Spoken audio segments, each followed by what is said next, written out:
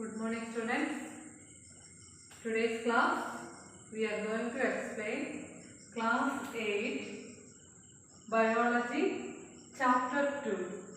Okay, this is your chapter 2 microorganisms friend and foe.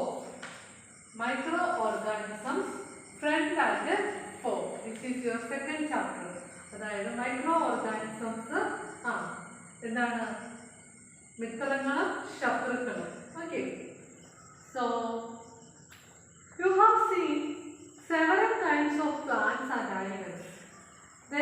There are other living organisms around us which we normally cannot see.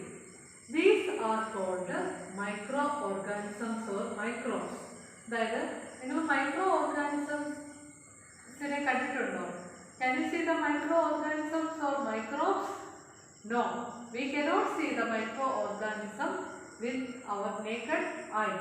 We can see the microorganisms only under a microscope. നമുക്കൊരു മൈക്രോസ്കോപ്പിന്റെ സഹായത്തോടെ മാത്രമേ മൈക്രോഓർഗാനിസത്തിനെ കാണാൻ പറ്റത്തുള്ളൂ. കാരണം എന്താണ്, നമ്മുടെ കണ്ണുകൊണ്ട് അവയെ കാണാൻ പറ്റുകയില്ലാത്തതുകൊണ്ട്. Okay. And in the rainy season, moist bread gets spoiled and its surface gets covered with greyish white patches. അതായത് നിങ്ങൾക്കറിയാം, ഈ റെയിനി സീസണിൽ നമ്മുടെ ബ്രെഡൊക്കെ നന്നായിട്ട് എന്താണ് ബ്രെഡിലൊക്കെ ഇങ്ങനെ ഗ്രേയിഷ് വൈറ്റ് പാച്ചസ്, അതായത് ഒരു ഗ്രേ കളറിലെ ഇങ്ങനെ കുത്തൂത്ത് പോലെ വീട്ടിരിക്കുന്നതാണ്. എന്താണിത്? Observe these patches through a magnifying glass. അതായത് നമ്മൾ കണ്ണുകൊണ്ട് കാണുമ്പോൾ നമുക്ക് ഈ ഗ്രേയിഷ് വൈറ്റ് പാച്ചസ് മാത്രമേ കാണാൻ പറ്റത്തുള്ളൂ. പക്ഷെ അത് മൈക്രോസ്കോപ്പിൽ കൂടെ നോക്കിയാൽ നമുക്ക് അത് ഏത് മൈക്രോബാണെന്ന് കാണാൻ പറ്റും. Okay, so let us learn more about microorganisms.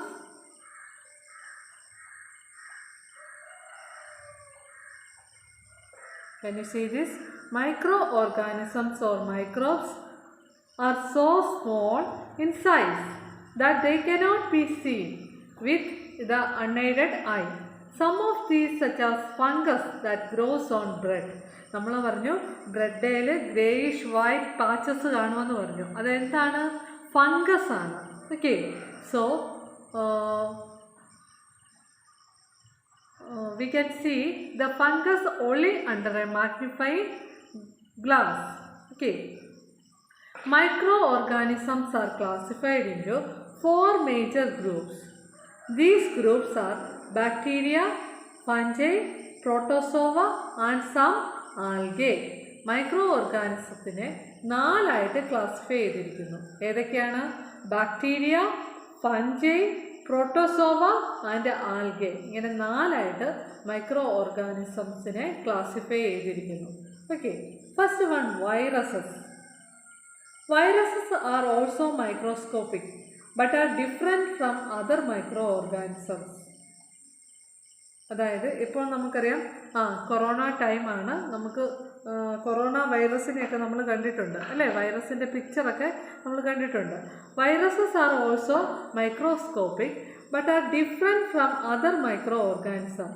They however reproduce only inside the cell of the host organism which may be bacteria, plant or animal. അതായത് വൈറസും ഒരു മൈക്രോസ്കോപ്പിക് ഓർഗാനിസമാണ്. മറ്റുള്ള മൈക്രോ ഓർഗാനിസംസിനെ അപേക്ഷിച്ച് വൈറസിനുള്ള പ്രത്യേകത എന്താണെന്ന് പറഞ്ഞാൽ അത് റീപ്രൊഡ്യൂസ് ചെയ്യാനായിട്ട് അതിന് ഒരു സെല്ല് ആവശ്യമാണ്. Okay, it reproduce only inside the cells of the host organism which may be bacteria, plant or animal. അതായത് ഈ മൈക്രോ ഓർഗാനിസം റീപ്രൊഡ്യൂസ് ചെയ്യുന്ന സെൽസ് എന്ന് പറയുന്നത് അത് ആനിമൽസിൻ്റെ ആകാം, പ്ലാന്റ്സിൻ്റെ ആകാം, ബാക്ടീരിയയുടെ ആകാം. Okay, so they reproduce only inside the cells. Common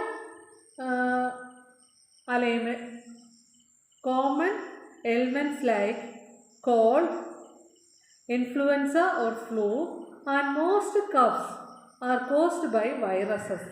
അതായത് വൈറസ് കോസ് ചെയ്യുന്ന ഡിസീസസ് ആണ് കോൾഡ്, ഇൻഫ്ലുവൻസ ഓർ ഫ്ലൂ. പിന്നെ എന്താണ്? Most cough are caused by virus. Serious diseases like polio and chicken pox are also caused by virus. വൈറസിനാൽ ഉണ്ടാകുന്ന diseases ആണ് cold, influenza or flu, cough. ഇത് കൂടാതെ തന്നെ പോളിയോ, പിന്നെ എന്താ, ചിക്കൻ ബോക്സ്. ഇപ്പോൾ ഏത് ഡിസീസും കൂടി ഉണ്ട്? കൊറോണ അല്ലേ? അതുപോലെ തന്നെ diseases like dysentery and malaria are caused by protozoa or protozoans. അതായത് ഡിസെൻട്രിയും മലേറിയയൊക്കെ കോസ് ചെയ്യുന്നത് പ്രോട്ടോസോവ വഴിയാണ്. Okay. Whereas typhoid and tuberculosis, TB are bacterial diseases. അതായത് ഡിസെൻട്രിയും മലേറിയയും പ്രോട്ടോസോവൻസ് ആണ് കോസ് ചെയ്യുന്നതെങ്കിൽ ടൈഫോയിഡും ട്യൂബർക്കുലോസിസും ബാക്ടീരിയൽ ഡിസീസസ് ആണ്. Okay.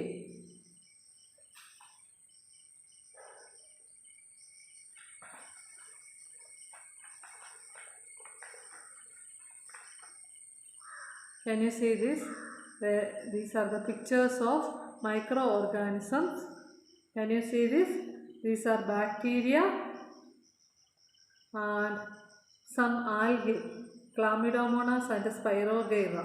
These are algae and protozoa, amoeba and paramecium. These are protozoa and fungi. Okay. Bread mould, നമ്മൾ ബ്രെഡിൽ ഗ്രേയിഷ് വൈറ്റ് പാച്ചസ് കാണുമെന്ന് പറഞ്ഞു. അതെന്താണ്?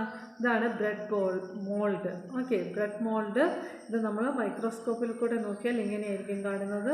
Penicillium and aspergillus, these are fungi. Okay. ഫഞ്ചൈയുടെ പിക്ചറാണ് ഈ തന്നിരിക്കുന്നത്, penicillium and aspergillus. Okay. Next is വൈറസിൻ്റെ പിക്ചർ കണ്ടോ? നിങ്ങൾ കൊറോണ വൈറസിൻ്റെയൊക്കെ പിക്ചർ കണ്ടിട്ടില്ലേ? അതുപോലെ തന്നെ ഇത് വൈറസസിൻ്റെ പിക്ചറാണ്. Where do micro organisms live? Micro organisms എവിടെയാണ് കാണപ്പെടുന്നത്? Okay. They leave in all types of environment ranging from ice cold climate to hot springs and desert to marshy lands. They are also found inside the bodies of animals, including humans. Some microorganisms grow on other organisms, while others exist freely. അതായത് micro organisms എവിടെയാണ് കാണപ്പെടുന്നത്?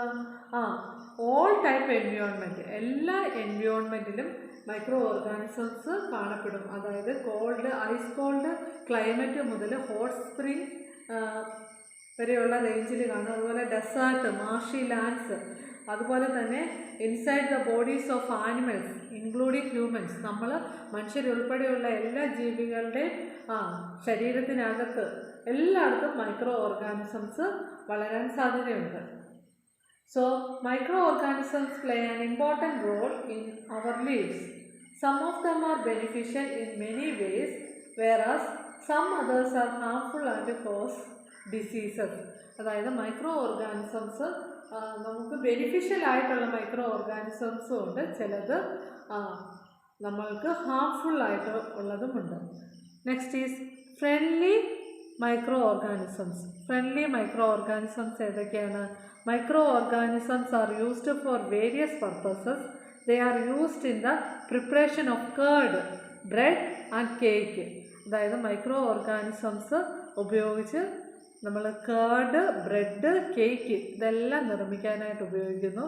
അതുപോലെ തന്നെ micro organisms have been used for the production of ആൽക്കഹോളിൻ്റെ പ്രൊഡക്ഷന് micro ഓർഗാനിസംസിനെ ഉപയോഗിക്കുന്നു. They are also used in cleaning up the environment. For example, the organic waste, vegetable peels, remains of animals are broken down into harmless and usable substance by bacteria. Recall that bacteria are also used in the preparation of medicines in agriculture. They are used to increase soil fertility by fixing nitrogen.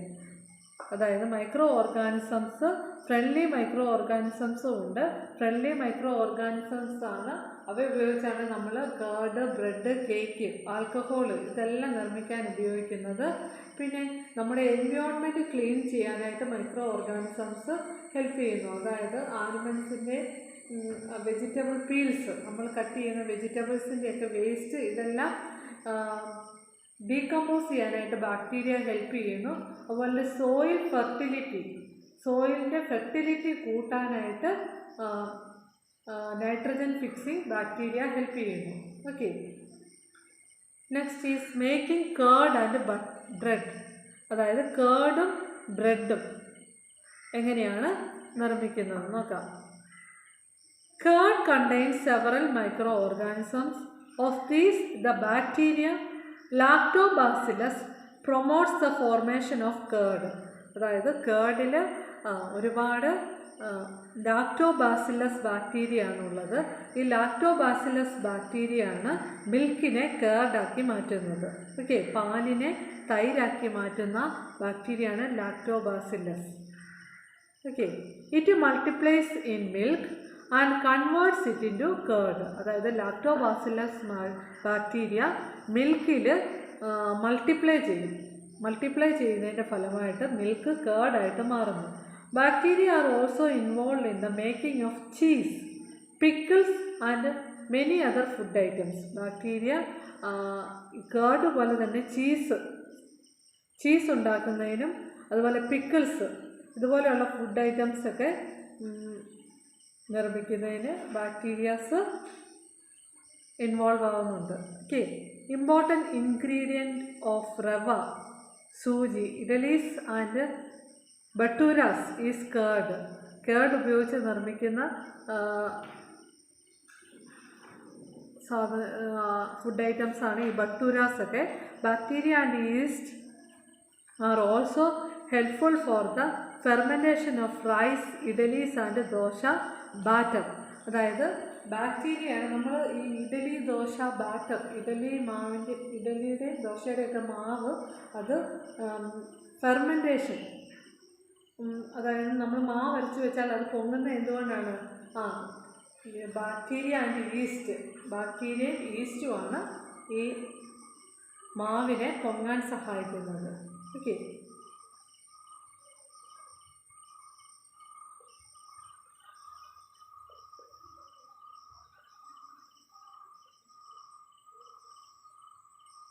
so this much for today. We study well. We will meet in the next class. Thank you.